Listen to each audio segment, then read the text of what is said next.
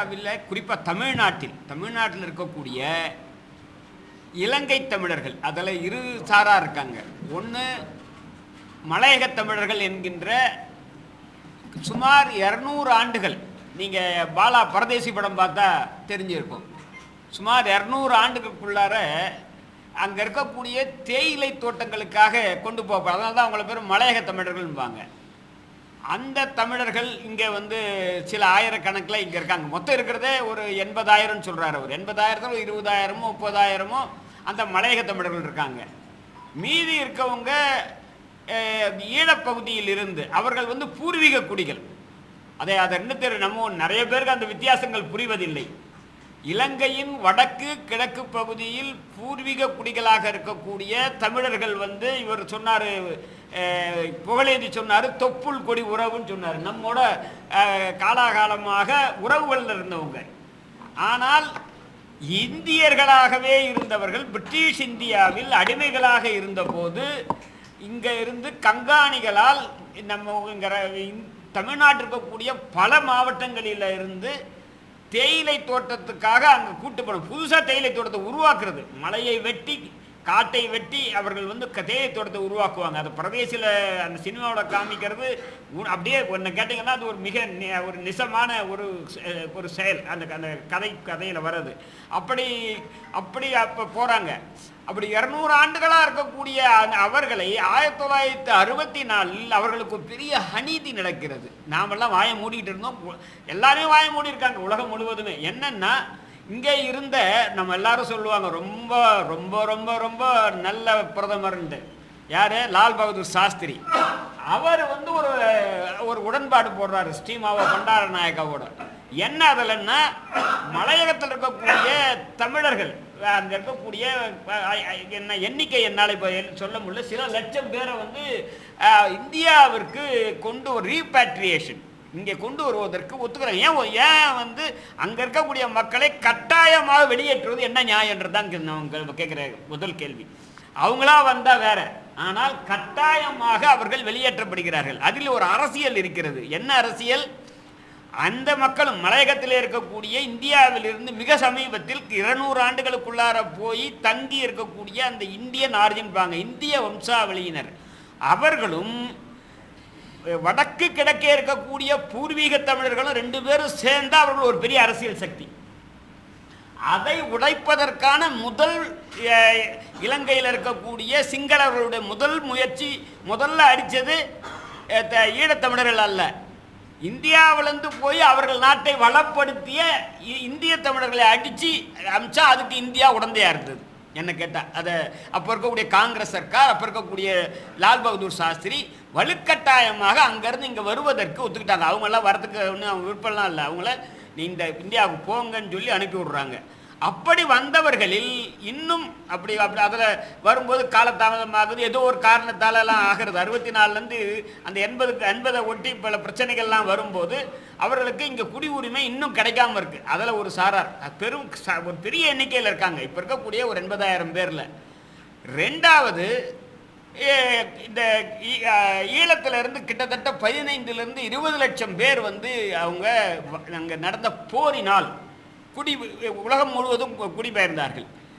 நாம அவங்களுக்கு ஆதரவு கரம் நீட்டாததால், இது உண்மை, பல அரசியல் கட்சிகள் பல கதையெல்லாம் வேண்டாம், நாம் ஆதரவு கரம் நீட்டாததால் கோலினி சொன்ன மாதிரி அந்த தமிழர்கள் எல்லாம் ஐரோப்பாவிலும், அவர் ஒன்று முக்கியமாக சொல்ல விட்டார், கனடாவில் தான் அதிகமாக இருக்காங்க. இருக்கிறதுலையே நான் சொல்றது அநேகமாக தவறு இருந்தால் திருத்துங்கள், நான் நினைக்கிறேன் அதிகமாக 5 லட்சத்திற்கும் மேற்பட்ட ஈழத்தமிழர்கள் கனடாவில் இருக்காங்க.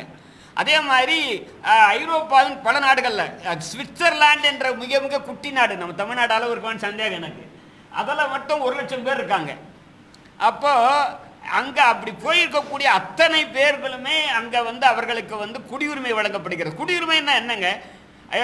அதாவது இப்போ அவர் சொன்னார் பாருங்க, அவங்களுக்கு இங்கே படிக்கிறதுக்கு உரிமை கிடையாது, இங்கே வேலைக்கு போகிறதுக்கு உரிமை கிடையாது. யார் இந்த இப்போ அங்கே இன்னைக்கு இருக்கக்கூடிய அவர் 108 முகாம்களா 103 ஆமாம் 103 எண்ணிக்கை விடுங்க, 100க்கும் மேற்பட்ட முகாம்களில் அடைக்கப்பட்டிருக்காங்கன்னு என்ன கேட்டால், முகாம்கள் என்னென்னா இதில் 2-3 சட்டங்கள் இருக்குங்க. ஒன்று பாஸ்போர்ட்ஸ் ஆக்ட், ரெண்டாவது ஃபாரினர்ஸ் ஆக்ட், 3 சிட்டிசன்ஷிப் ஆக்ட். இந்த குறிப்பாக பாஸ்போர்ட் எல்லாம் அதில் யாருக்கும் பாஸ்போர்ட்லாம் வரல. பாஸ்போர்ட் எடுத்துக்கிட்டு ஃப்ளைட்டை ஏறி அல்லது ஷிப்லெல்லாம் வந்து இவங்க இறங்கலை. எனவே அப்படி இருந்தால் அது ஒரு குற்றச்செயல். அதுக்காக ஒரு குற்ற வழக்கு நடந்து அநேகமாக எல்லோருமே ஒரு 3 மாதம் 6 மாதத்தில் ஏதோ அவர்களுக்கு ஒரு வழக்கு முடிஞ்சு தண்டனை அளிக்கப்பட்டு அடுத்து கொண்டு போய் அவங்கள சிறையில் வைக்கிறாங்க. அந்த சிறைக்கு பேர் முகாம். நீங்கள் தயவுசெய்து புரிஞ்சுக்கணும், அந்த சிறைக்கு பெயர் முகாம். அவங்க நம்ம மாதிரி நமக்கு இருக்கக்கூடிய உரிமைகள் அவங்களுக்கு கிடையாது. அவர்கள் தமிழர்கள் தான். அவங்க வந்து இப்போ அவர் சொன்னார் பாருங்க, கொள்ளு பேரன் கொள்ளு பேத்திகள் பிறந்திருப்பாங்க. 80 வரும்போது அவர் 40 வயசு இருக்குன்னா இப்போ வந்து அவர் கொள்ளு பேரன் பிறந்திருப்பான். 40-45 வயசு இருக்கு, 50 வயசுலாம் இருக்குன்னா அவர்களுக்கெல்லாம் இப்போ வந்து இங்கே வந்து குடி உரிமை இப்போ அவர்கள்லாம் கிடைக்கல.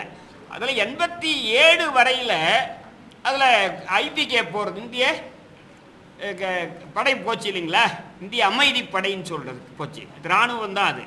அந்த அப்போ போகிறதுக்கு அந்த 87 இதில் இந்த சட்டத்தில் சொல்கிறாங்க. 2003 வாஜ்பாய் காலத்தில் இந்த சிட்டிசன்ஷிப் ஆக்ட் வந்து திருத்தப்படுது.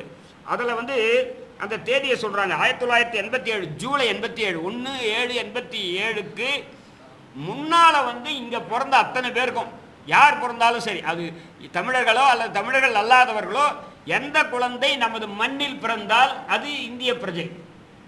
ஆனால் 1/7/87க்கு பின்னர் அது கிடையாது.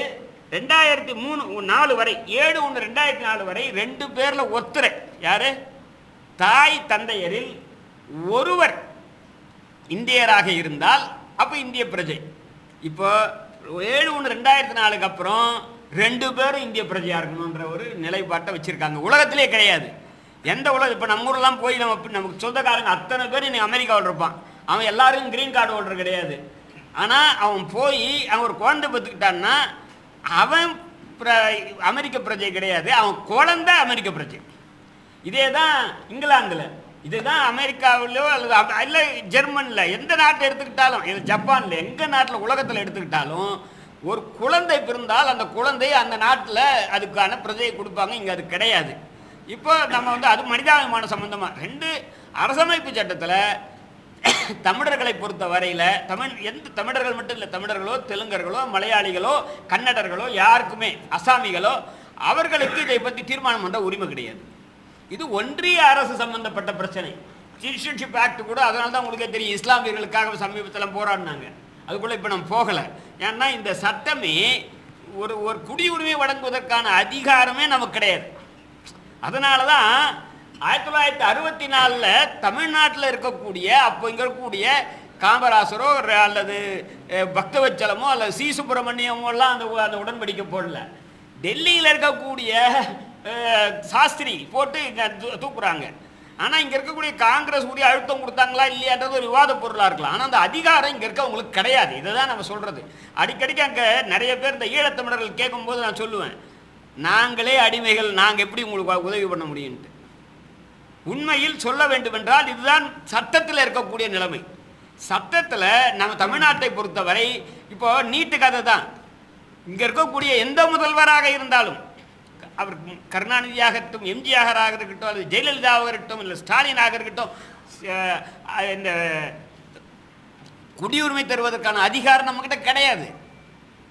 இதில் வந்து இந்த உண்மையை வந்து அதனால் நம்ம வந்து போராட வேண்டிய கட்டாயத்தில் இருக்கோம். குறைஞ்சபட்சம் உலகத்தில் இருக்கக்கூடிய ஒரு பொதுவான நார்ம்ஸ் இருக்கு இல்லையா, அந்த நார்ம்ஸையாவது இங்கே வைக்கணும். இந்த ஊரில் பிறகுற குழந்தையாச்சும் ஆகணும்னா கிட்டத்தட்ட 80,000 பேர் 40,000 பேர் ஆகிடுவாங்க.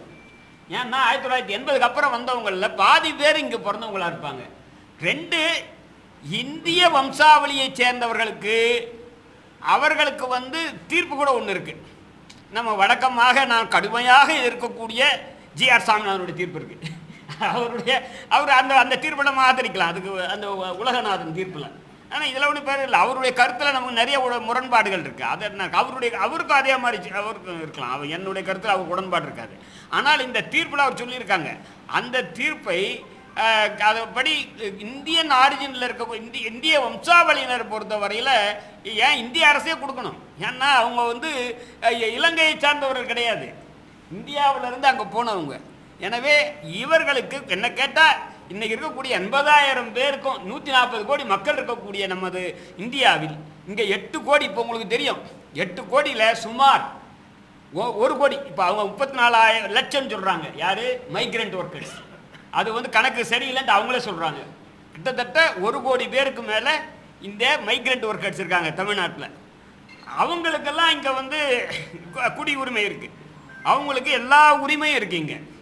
ஆனால் நமது தமிழ் நம்முடன் நம்ம கூட பிறந்தவர்கள் இருக்காங்க பாருங்க, நம்முடைய இனத்தை சார்ந்தவர்கள் நமக்கு ரத்த உறவுகளாகவே இருப்பார்கள் அநேகமாக அவங்க அத்தனை பேரும்.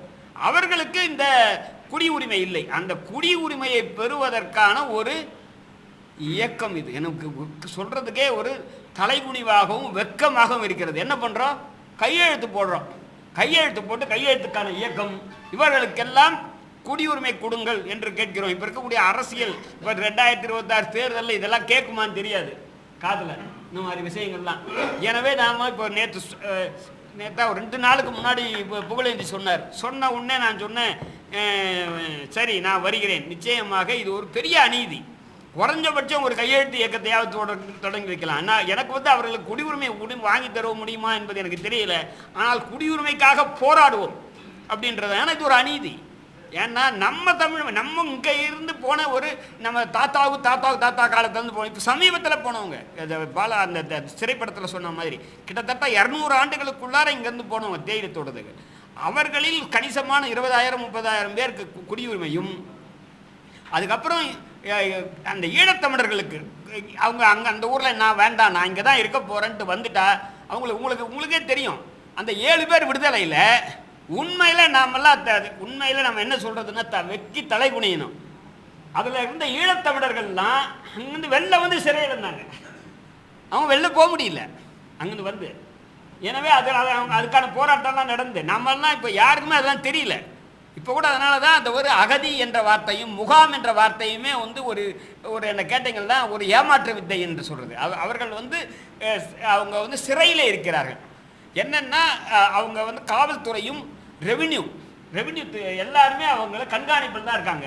அவங்க தனியெல்லாம் இங்கே யாருமே போயிட முடியாது. அவங்க போகிறதுக்கான உரிமையும் கிடையாது அங்கே இருக்கக்கூடியவர்கள். ஏன்னா ஏற்கனவே நான் சொன்ன மாதிரி பாஸ்போர்ட் ஆக்ட் இந்த மாதிரியான சட்டங்களை மீறியதற்காக குற்றவியல் நடவடிக்கை எடுக்கப்பட்டு இப்போது வந்து அவர்கள் வந்து இப்போ அகதி முகாமில் இருக்காங்க. அவர்களுக்கு குடியுரிமை கிடைச்சா நம்மளை மாதிரி ஆகிடுவோம்.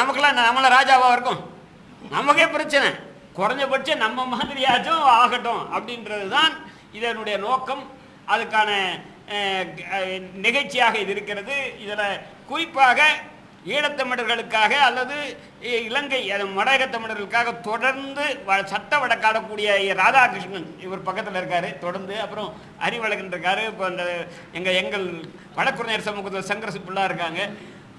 அது இல்லாமல் ஐஏஎஸ் அதிகாரியாக இருந்து ஓய்வு பெற்ற திரு சகாயம் அவர்கள் இந்த தமிழர் பிரச்சனைக்காக, குறிப்பாக ஈழத்தமிழர் பிரச்சனைக்காக, மலையக தமிழர் பிரச்சனைக்காக தொடர்ந்து அவரும் குரல் கொடுக்குறாரு. அவர் இங்கே வந்திருக்காரு. அதை இந்த இயக்கத்தை நாம் இங்கே தொடங்கி வைக்கிறோம். இது வந்து ஒரு அரசியல் பின்புலத்துடன் நாளைக்கு வந்து ஒரு பெரிய அளவுக்கு வந்தால் தான் இது வெற்றி பெற முடியும். ஏன்னா யார் இங்கே வரலைங்க. இங்கே நாம் வந்து அவங்களுக்கு கை கொடுக்காத தொட்டு அவங்க ஐரோப்பாவுக்கும் கனடாவுக்கும் போயிட்டாங்க. இருந்த இளநாட்டுக்கு என்ன பண்ணியிருப்பாங்க? நாம் வந்து கை கொடுத்துருந்தா அந்த 15-20 லட்சம் பேர் இங்கே வந்திருப்பாங்க. இப்போ எப்படி 1 கோடி பேர் பீகாரிஸ், உத்தரப்பிரதேசம், வங்காளம் சேர்ந்தவங்களாம் இங்கே இருக்கா மாதிரி பார்க்குறீங்கல்ல. நான் பார்க்குறேன்ல, எங்கள் ஹோட்டலில் போனால் அவன் தான் இருக்கான், முடிவெட்ட போனால் அங்கே தான் இருக்கான், எந்த கடையில் போனாலும் இருக்கானே. அந்த மாதிரி இவங்க இங்கே இருப்பாங்க. அது அவ்வளோ கூட கிடையாது. 5-20 லட்சம் தான் அவங்க. 1 கோடிலாம் கிடையாது அவங்க நம்பரே. மொத்தமே 70 லட்சம் பேர் இருப்பாங்க அவங்க. 60-70 லட்சம். அதில் ஒரு 5-20 லட்சம் பேர் குடிபெறாங்க அங்கே அந்த வாரில், அந்த போரில். அவங்கள நாம் ஆதரவு கரம் நீட்டாததா? ஆதரவு கரம் நீட்டுவதற்கு நமக்கு உரிமை இல்லை. ஏன்னா நம்ம சாவரின் கண்ட்ரி கிடையாது. தமிழ்நாடு சாவரின் கிடையாது. இந்திய அரசனுடைய உதவில்லை. உங்களுக்கு தெரியுமே, மீனவர்கள்லாம் சுட்டுக் கொல்லப்பட்டார்கள். நம்மளால் ஒன்றுமே பண்ண முடியாது. நான் வெறும் அமைதியாக தான் இருந்தோம். கிட்டுவின் கப்பலில் குண்டு போட்டது யார்? இலங்கையில் இருக்கக்கூடிய சிங்கள இராணுவமாக போட்டுது. அப்படி போட்டால் நம்ம மகிழ்ச்சி, ஓகே நீ போட்ட பரவாயில்லன்ட்டு. போட்டது நாம, அவன் எடுத்துகிட்டு போகிறான், அவன் நம்ம பேரில் எடுத்துகிட்டு போகிறான் அவன். எனவே இந்த மாதிரியான விவரங்கள் இருக்குல்ல, இதுதான். அதனால தான் நான் சொன்னேன், நான் கேட்குறப்ப ஈழத்தமிழர்கள் சம்மந்தமாக ஆனஸ்ட்டாக சொல்லணுன்னா நீங்களும் ஒரு அடிமைகள், நாங்களும் ஒரு அடிமைகள். நீங்கள் கடலுக்கு அந்த பக்கம் இருக்கக்கூடிய அடிமைகள், இந்த பக்கம் கடலுக்கு இந்த பக்கம் இருக்கக்கூடிய நாங்கள் அடிமைகள். எங்களுக்கு உங்களுக்கு என்னப்பா பண்ண முடியும்னு தான் நான் சொல்லுவேன். சட்டத்தில் என்ன எங்கள் இடம் இருக்குது? சட்டத்தில் ரொம்ப ரொம்ப குறைச்சல் தான். இருந்த அந்த கொஞ்சத்தையும் கூட 2003 அதை காலி பண்ணிட்டாங்க. 2003 இனிமேல் வந்து இருவருமே இந்திய பிரஜையாக இருந்தால் தான் அவங்களுக்கு கொடுக்குற குழந்தை இந்திய பிரஜையாகும் அப்படின்ட்டாங்க. 2004 2004க்கும் 87 இடையில அப்பா அம்மாவில் ஒருத்தர் இருந்தால் போதும். அதனால தான் நளினியோட குழந்தை எஸ்கேப் ஆச்சு, அது இந்திய பிரஜை ஆச்சு.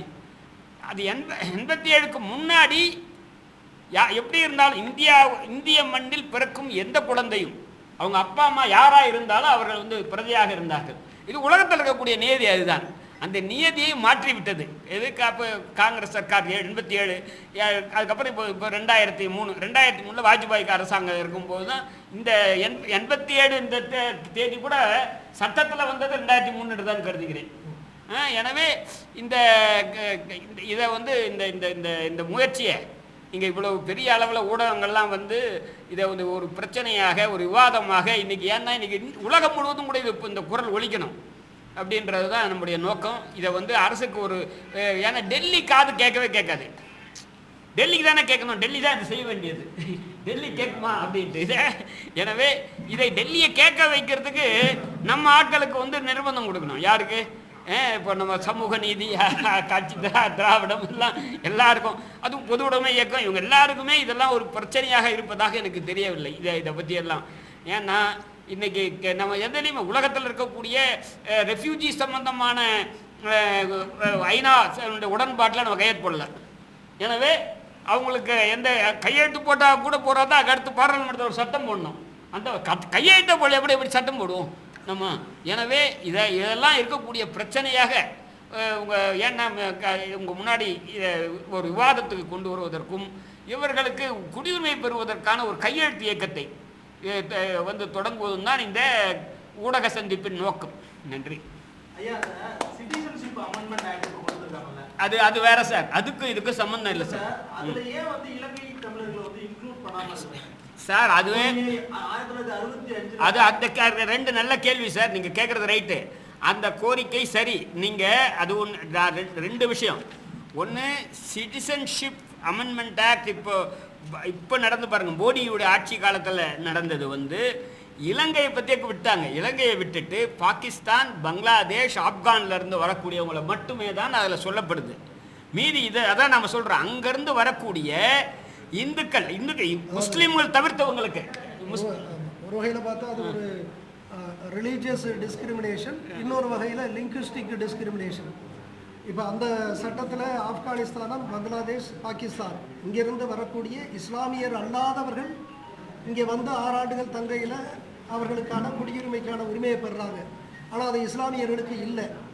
அது இந்திய அரசியலமைப்பு சட்டத்திற்கு எதிரானது. ஒரு குடியுரிமை என்கின்ற இந்த அடிப்படை உரிமையை வழங்கக்கூடிய இந்த சூழலில் மத அடிப்படையில் ஒருவரை பிரித்து பார்ப்பது என்பது அந்த சமத்துவத்திற்கு எதிரானது. அது ஒன்று. இன்னொரு வகையில் பார்த்திங்கன்னா, இங்கே வந்திருக்கக்கூடியவர்கள் பெரும்பாலும் இந்துக்கள். ஈழத்திலிருந்து, இலங்கையிலிருந்து அகதிகளாக இங்கே வந்திருப்பவர்கள் பெரும்பாலும் இந்துக்கள்.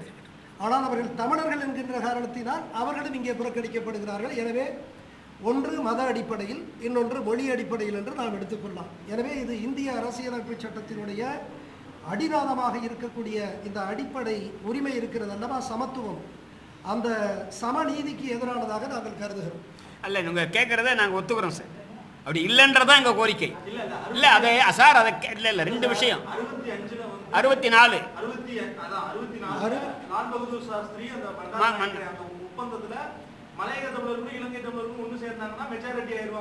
மெஜாரிட்டி ஆக மாட்டாங்க. அப்ப கூட அவர்கள் ஒரு கணிசமான ஒரு சக்தியாக ஆவார். அவங்களா கூட ஒரு சிறு பகுதி சிங்களவர்கள் சேர்ந்தால் அவர்கள் ஒரு அரசியல் சக்தியாக மாறுவார். இப்போ வந்து இவங்களை சேர்க்காததுக்கு ஐயா சொல்றாங்க இது ஒரு இன ரீதியான ஒரு காரணம் அப்படின்னு சொல்றாங்க. அதை மட்டும் தான் எடுத்துக்கலாமா? ஏன் ஒரு கன்சிடரேஷன் வந்து இந்திய அரசாங்கத்தை இல்லை? இல்லை சார், அதாவது இதை எங்களை கேட்டால், அதாவது இல்லை சார், நாங்கள் என்னன்னா அவங்க கிட்ட தான் நாங்களே கேள்வி கேட்குறோம். நான் என்ன சொல்கிறோம், அந்த சட்டத்தை நாங்கள் ஏற்றுக்கல. ஏன்னா மத அடிப்படையில் குடியுரிமை தருவதை நாங்கள் ஒத்துக்கல. ஏன்னா மத அடிப்படையில் எதையும் இருக்கக்கூடாது. அது ஏன்னா செக்குலர் கண்ட்ரி நம்ம நாடு. அப்படியே அவங்க சொல்கிறதே எடுத்துக்கிட்டா சரி, அப்படி அவங்க சொல்கிறாங்க இல்லையா, அதே அளவுகோலை ஏன் இலங்கைக்கு பொறுத்தலை, இலங்கையில் இருந்த தமிழர்களுக்கு பொறுத்தலைன்னு நம்ம சொல்கிறோம். தமிழர்களை பொறுத்த வரையில் அதே மாதிரி முஸ்லீமை தவிர்த்த மீதி தமிழர்கள்லாம் அங்கே தரோம். அவங்க எந்த கிறிஸ்தவனாக இருந்தாலும் இந்துவாக இருந்தாலும் வேறு அப்படின்னு ஏன் சொல்லலைன்றது நாங்கள் கூட கேட்குறோம். ஏன்னா இங்கேருந்து வந்தவங்கெல்லாம் அவர் சொன்னார் மிக பெரும்பான்மையானவர்கள் அவங்க தான். அந்த கேள்விக்கு நம்ம பெரிய அளவில் கேட்கல. அதான் நம்முடைய வருத்தம் வந்து இப்போ நீங்கள் பாகிஸ்தானிலிருந்து பங்களாதேஷிலிருந்து ஆப்கானிஸ்தானத்திலிருந்து வரக்கூடிய இந்து மக்கள் அவர்கள் இங்கே வந்து ஒரு குறிப்பிட்ட காலம் இங்கே தங்குகிற பொழுது அவர்களுக்கான அந்த குடியுரிமை வழங்குவதற்கான வாய்ப்புகளை இந்த திருத்தச் சட்டம் அதுதான் சார். நம்ம அது மற்ற அதாவது இஸ்லாமியர்கள் அல்லாத பிற மதத்தினர். ஆனால் இப்போ இந்த இலங்கையிலிருந்து வரக்கூடியவர்களிலே ஏன் இந்துக்கள் வருகிறார்களே, ஏன் அந்த இந்துக்களோ அல்லது கிறிஸ்தவர்கள் வரையில ஏன் அவர்களை பரிசீலனையில் எடுத்துக்கொள்ளலைங்கிறது தான் இப்போ நம்ம கேள்வி. அதான் நம்ம கேள்வி. அப்போ ஒரு பக்கம் மத அடிப்படையில் இஸ்லாமிய மக்களை புறந்தள்ளுவதும், இங்கே பார்த்தீங்கன்னா அது மொழி இன அடிப்படையில் புறந்தள்ளக்கூடிய ஒரு சூழலை நாம் பார்க்கிறோம். இல்லை சார், அவர் கேட்டதில் ஒரு நல்ல கேள்வி. ஏன்னா நான் பேசுகிறப்ப அதை நான் விட்டுட்டேன். நான் சொல்லும்போது விட்டு அதை சுட்டி காண்பிக்கிறார். அதாவது என்னென்னா நான் சொன்ன போது இதுக்கு இங்கே பிறந்த அனைவருக்கும் கொடுக்கணும், அது இல்லை 64 வரும்போது கொடுக்கணும். மூணாவதாக இந்திய அரசாங்கமே இப்போ 2019 நினைக்கிறேன் 2019 இந்த குடியுரிமை திருத்த சட்டம் கொண்டு வராங்க 19. அப்படி கொண்டு வரும்போது அதை ஏன் வந்து இலங்கையிலிருந்து வரக்கூடிய அகதிகளுக்கு வெளிநாட்டிலேருந்து வரக்கூடியவங்களுக்கு அதை அமல்படுத்தலை, அது அவங்களுக்கு பண்ணுறத இந்த கேள்வி நாம் கேட்கிறோம், நிச்சயமாக கேட்கிறோம்.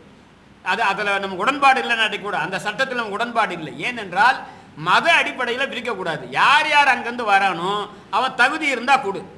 ஆமாம், இது ஒரு வேறு தகுதி வை, ஆனால் மதத்தை தகுதியாக வைக்கக்கூடாது அப்படின்ற. நீ மத தகுதியாக வைக்கும்போது தமிழர்களுக்கான மதத்தை ஏன் தகுதியாக வைக்கல என்ற கேள்வியை கேட்குறோம். ஏன்னா இவரெல்லாம் இந்துக்கள் தானே, மிக பெரும்பாலானவர்கள் இந்துக்கள். என்ன கேட்டிங்கன்னா இங்கே தமிழ்நாட்டில் இருக்கிறத விட கூடுதலாக வந்து அங்கே அநேகமாக சைவ பக்தி உள்ளவர்களாக இருக்கிறாங்க. அவங்க பார்த்தா நீங்கள் பார்த்தீங்கன்னா தமிழ் ஈழத்துக்காக போராடக்கூடியவர்களில் மிக பெரும்பாலோர் இங்கே கடவுள் பக்தியாகவும் அங்கே சைவ நம்பிக்கை உள்ளவர்களாகவும் மிக அதிக அளவில் இருக்கிறத பார்க்குறோம். இங்கே திருப்படிங்கள்லாம் இதில் வரக்கூடிய இலங்கை ஜெயராஜ் கம்பன் கழகத்தில் எப்போவுமே தமிழ்நாட்டை தான் பேசிக்கிட்டு இருக்காரு அவங்கெல்லாம் பார்த்தா. ஆனால் இந்த கேள்வி அதனால் அந்த ஐயா நீங்கள் கேட்டதை வந்து முழுக்க சரி, அதை நான் விட்டோம்.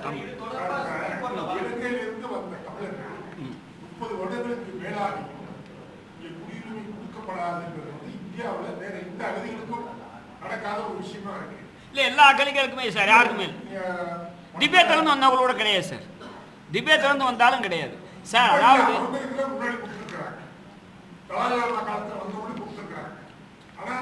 தமிழர்களுக்கு மட்டும் மறுக்கப்படுகிறது. நான் கேள்வியை கேட்கிறேன். அதாவது இந்த கொடுக்க மறுப்பதற்கு காரணம் மத்திய அரசுடைய போக்கா அல்லது தமிழர்கள் ஒன்று சேர்ந்து கேட்காதது காரணம்? ரெண்டுமே சார். ஒன்று வழக்கமாகவே இங்கே இருக்கக்கூடிய ஒன்றிய அரசு காங்கிரஸாக இருக்கட்டும் பிஜேபியாக இருக்கட்டும் ரெண்டு பேருக்குமே வந்து ஒரு தமிழர்கள் பேரில் இருக்கக்கூடிய ஒரு எதிர்ப்பு நிலை என்று கருதுகிறேன். ஏன்னா இதை 87 ஐபிகேஎஃப் அனுப்புனது வந்து அப்போ இருக்கக்கூடிய காங்கிரஸ் சர்க்கார் தான்.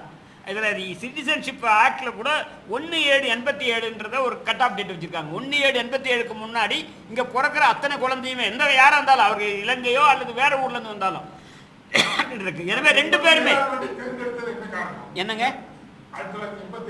அது ஐபிகேஎஃப் போனது, ஐபிகேஎஃப் போன காலம். ஆமாம், ஐபிகேஎஃப் போன காலமாகத்தான் இருக்கணும், வேற அதுக்கு என்ன காரணம் இருக்கு? அது வரைக்கும் அது போன்ற ஒரு இடைச்சல்களை அங்கே வந்து நம்ம சட்டத்தில் ஒரு இடர்பாடு இல்லை. ஆமாம், இடர்பாடு எதுவுமே இல்லை. அது 87 மத்தியில் ஐபிகே போகுது, அதை ஒட்டி தான் இந்த திருத்தம் கொண்டு வந்திருக்காங்க.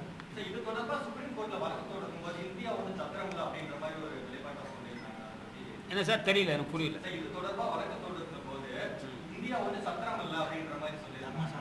அது சார் நம்ம தொடுக்கப்பட்ட வழக்கில், அதாவது இதில் இல்லை ரோஹிங்கியாவுக்காக சொல்கிறாங்க சார்.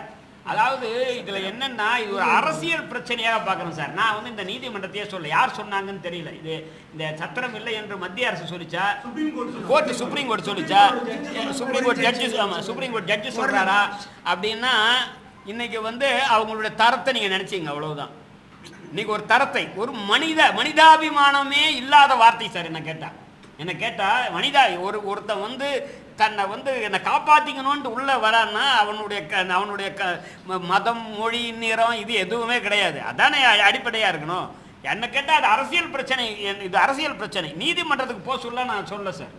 இது ஏன்னா பண்டார நாயகாவும் சாஸ்திரியும் ஒப்பந்தம் போகிறதுக்கு முன்னாடி நீதிமன்றத்தில் கேட்டால் போட்டாங்க அவங்க. அதுக்கப்புறம் இப்போ இங்கே ஐபிகேப் அனுப்பினப்போ நீதிமன்றத்தை கேட்டால் இவங்க ஐபிகேப் அனுப்புனாங்க. ஏன் சார்? அதுக்கப்புறம் இந்த பாராளுமன்றத்தில் திருத்தம் கொண்டு வந்தாங்கல்ல, 1787 என்பதும் 7/1/2004 என்கின்ற தேதி இருக்கு பாருங்க. 7/1/2004க்கு முன்னால அந்த அப்பா அம்மாவில் யாரோ ஒருத்தர் இந்தியராக இருந்தால், சப்போஸ் 7/1/2004க்கு முன்னாடி இங்கே இருக்கக்கூடியவரும் இலங்கையிலிருந்து வந்திருக்கக்கூடிய ஒரு பெண்ணுடன் திருமணம் செய்து கொண்டு பிறந்தா அந்த குழந்தை சிட்டிசன். ஆனால் 7/1/2004க்கு அப்புறம் அப்படி பண்ண கிடையாது. 2 பேருமே இந்திய சிட்டிசனாக இருக்கணுன்றதெல்லாம் கொண்டு வராங்கல்ல. இதெல்லாம் நீதிமன்றத்தில் கேட்டுலாம் வரல. இது ஒரு அரசியல் பிரச்சனையாக பார்க்கிறேன். நம்ம எல்லாருக்குமே என்ன நினைக்கிறீங்கன்னா, துரதிருஷ்டவசமாக இங்கே இருக்க ஐயா சகாயம் தவிர எல்லா வக்கீல்கள், நான் நீதிபதி, இது வந்து அரசியல் பிரச்சனை, நீதிமன்றத்தில் தீர்க்கக்கூடிய பிரச்சனை அல்ல. இதை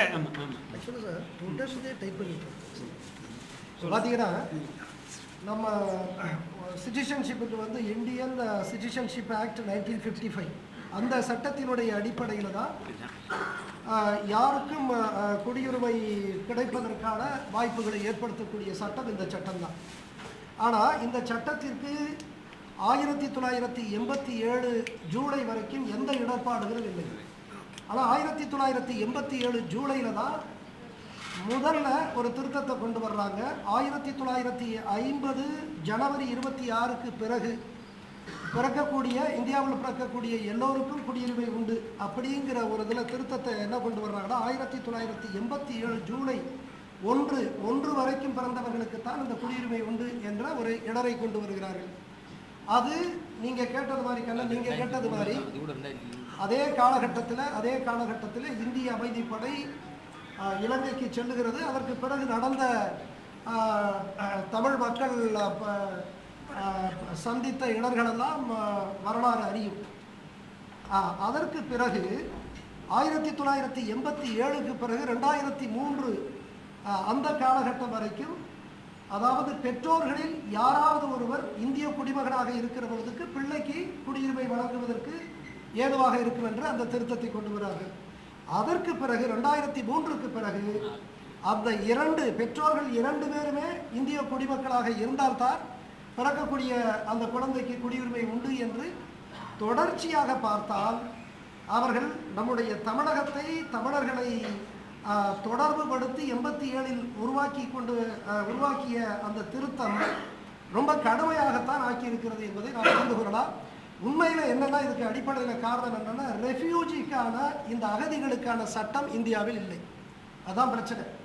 அகதிகளுக்கான சட்டம் இந்தியாவில் இல்லை. ஏன்னா அவங்க கையெழுத்து போடல அவங்க அந்த அகதிகளுக்கான சட்டம் இந்த நாட்டில் இல்லை. ஆனால் இந்த சட்டத்திலே 51A அந்த பிரிவின் கீழ் ஒருவர் இந்திய வம்சாவளியாக இருக்கிற பொழுது அவர் தொடர்ந்து இந்த நாட்டில் 7 ஆண்டுகள் வசிக்கக்கூடிய நிலையில் அவர் குடியுரிமையை பெறக்கூடிய தகுதியை உடையவராகிறார் என்று இந்த சட்டம் சொல்லுகிறது. அப்படி பார்த்தால் இன்றைக்கு தமிழ்நிலமெங்கும் இருக்கக்கூடிய 103 அகதிகள் முகாம்களில் ஏறக்குறைய 57,000 பேர் இருக்கிறார்கள். 33,000 பேர் வெளியே இருக்கிறார்கள். இந்த 57,000 பேரில் ஏறக்குறைய 35,000 பேர் இந்திய வம்சாவளியினர் என்பதை நாம் புரிந்து கொள்ள வேண்டும். அப்படியானால் அவர்கள் தொடர்ந்து 1983 ஜூலை 25 கருப்பு நாள் என்பதை நாம் எல்லோரும் அறிவோம். மிக கொடூரமான ஒரு வன்முறையை தமிழினம் சந்தித்த அந்த கருப்பு ஜூலையை நாம் அறிவோம். அப்படிப்பட்ட அந்த காலகட்டத்திலிருந்து ஈழத்திலிருந்து தமிழகத்திற்கு பெரும் எண்ணிக்கையில் அகதிகள் வருகிறார்கள். 40 ஆண்டுகளுக்கு மேலாக இந்த அகதிகள் முகாம்களிலே அவர்கள் இருந்தாலும் கூட இன்றைக்கும் அவர்களுக்கு குடியுரிமை இல்லை. இப்ப நான் சொல்லக்கூடிய 30,000த்திற்கு மேற்பட்டவர்கள் இந்த சட்டத்தினுடைய அடிப்படையிலேயே 51A இந்திய வம்சாவளி என்கின்ற அந்த அடிப்படையிலேயே நம்முடைய மத்திய அரசு நடவடிக்கை எடுக்கவேயானால் மிக விரைவாக குறுகிய காலத்திலே 30,000 மேற்பட்டவர்களுக்கு குடியுரிமை வழங்க முடியும். உங்களுக்கெல்லாம் தெரியும், இலங்கையினுடைய வரலாறு என்னவென்று தெரியும். தமிழர்கள் அங்கே சென்றவர்களை 4 வகையாக பிரிக்கலாம். ஒன்று, ஈழத்தையே பூர்வீகமாக கொண்டிருக்கக்கூடிய வடகிழக்கு பகுதியிலே பெரும்பான்மையாக இருக்கக்கூடிய தமிழர்கள், ஈழத்தமிழர்கள் என்று சொல்லுகிறோம். அதை போல தமிழர்கள், இஸ்லாமிய மார்க்கத்தை ஏற்றுக்கொண்ட தமிழ் மொழி பேசக்கூடிய தமிழர்கள் அங்கே இருக்கிறார்கள், 2வது வகையினர். 3வது வகையினர் கடந்த நூற்றாண்டிலே, 20ஆம் நூற்றாண்டினுடைய தொடக்கத்தில் 19ஆம் நூற்றாண்டிலே இங்கிருந்து தமிழகத்தின் தென்பகுதியிலிருந்து, குறிப்பாக நான் புதுக்கோட்டை மாவட்டத்தைச் சேர்ந்தவர், எல்லா புதுக்கோட்டை, தஞ்சை, திருச்சி, தென்னார்காடு பல்வேறு மாவட்டங்களில் இருந்து, என்னுடைய கிராமத்திலிருந்து, நான் பிறந்த கிராமத்திலிருந்து கூட பல பேர்கள் இலங்கைக்கு, குறிப்பாக இலங்கையினுடைய மத்திய பகுதி தென்பகுதியில் இருக்கக்கூடிய கண்டி, அவை சுற்றி இருக்கக்கூடிய அந்த மலையக அந்த தேயிலை தோட்டத்தில் உழைப்பதற்காக எடுத்துச் செல்லப்பட்ட ஏராளமான எண்ணிக்கையில் கொண்டு செல்லப்பட்டவர்கள். நம்முடைய நீதியரசர் மிக தெளிவாக விளக்கியதைப் போல 1960களினுடைய மத்தியிலே இன்றைக்கு நாமெல்லாம் எளிமை நேர்மையினுடைய சின்னம் என்று போற்றி பாராட்டுகின்ற லால் பகதூர் சாஸ்திரி, அதை போல அங்கே ஸ்ரீமாவோ பண்டாரநாயக்கா, இவர்களுக்கு இடையே ஏற்பட்ட அந்த ஒப்பந்தத்தின் அடிப்படையில் பல லட்சம் மக்கள் தமிழகத்திற்கு வர நேர்ந்தது. இவர்களை தாண்டியும் இந்த இனப்படுகொலை 1983க்கு பிறகு நடந்த இனப்படுகொலை, அதை போல இந்திய அமைதிப்படையினுடைய அந்த போர், அதற்கு பிறகு ஈழ போராளிகளுக்கும் இலங்கை இராணுவத்திற்கும் நடைபெற்ற அந்த போர்கள் காலகட்டத்தில் பெரும் எண்ணிக்கையில் இங்கே வருகிறார்கள். அவர்களிலே இந்த வடகிழக்கு பகுதியில் இருக்கக்கூடிய பூர்வீக ஈழத்தமிழர்கள் மட்டுமல்லாது, இந்த மலையக பகுதியிலே இருக்கக்கூடிய, அதற்கு முன்பாகவே இடம்பெயர்ந்து, இந்த வன்முறை காரணமாக இடம்பெயர்ந்து வடகிழக்கு பகுதிக்கு வந்தவர்களும் இங்கே வந்திருக்கிறார்கள், அகதிகளாக வந்திருக்கிறார்கள். அவர்கள் தான் இன்றைக்கு 30-35,000 பேர் இந்த முகாம்களிலே இருக்கிறார்கள். அவர்களுக்கு இந்திய அரசு நினைத்தால் இந்த சட்டத்தின்படி அவர்களுக்கு தகுதி இருக்கிறது, உடனடியாக வழங்கிவிடலாம். அதைத்தான் நாம் இங்கே வற்புறுத்தணும். அதில் ஏதாவது திருத்தம் இருந்தால் சார் நீங்கள் சொல்லலாம், சார் திருத்தம் ஏதாவது இருந்துச்சுன்னா சொல்லலாம். அது மாதிரியான ஒன்று இருக்கிறது. அதனால் பார்த்தீங்கன்னா அடிப்படையில் மிக எளிதாக தொடர்ந்து அவர்கள் இந்த முகாம்களிலே 30 ஆண்டுகளாக, 35 ஆண்டுகளாக, 40 ஆண்டுகளாக இந்த முகாம்களிலே, நான் மாவட்ட ஆட்சித்தலைவராக, ஒரு கலெக்டராக 2 மாவட்டத்தில் இருந்திருக்கிறேன். நான் அடிக்கடி போகக்கூடிய இடம் இந்த இடம்தான், முகாம்கள் தான். அங்கே எல்லாம் எங்கள் அளவில் எனக்கு அதிகாரத்துக்குட்பட்டு என்னவெல்லாம் செய்ய முடியுமோ நான் உள்ளன்போடு அவர்கள் மீது அளப்பரிய பரிவோடு நான் செய்திருக்கிறேன்.